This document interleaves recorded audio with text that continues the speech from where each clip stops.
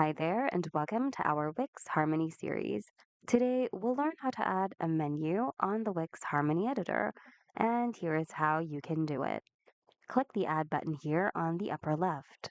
Click on All to expand the list of elements you can add. Look for Menu and select it. Here are some menu layouts you can choose from. There are actually four types of menu you can add here. So first, you have the horizontal menu, custom menu, vertical menu, and hamburger style menu. You can also click on See All to view even more options that fall under that specific category.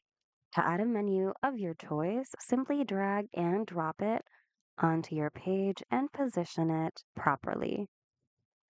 And if you'd like to customize its design further, just click on all design options here on the action bar. And from here, you can customize its fill colors, borders, corners, shadow, spacing, and layout. So tweak these settings here according to your preferences. And once you're done, your changes will automatically save on the Wix Harmony editor. And that's it. That's how you add a menu to your Wix Harmony site. Hope this video was helpful. If you need more Wix tutorials, check out our channel and consider subscribing as well.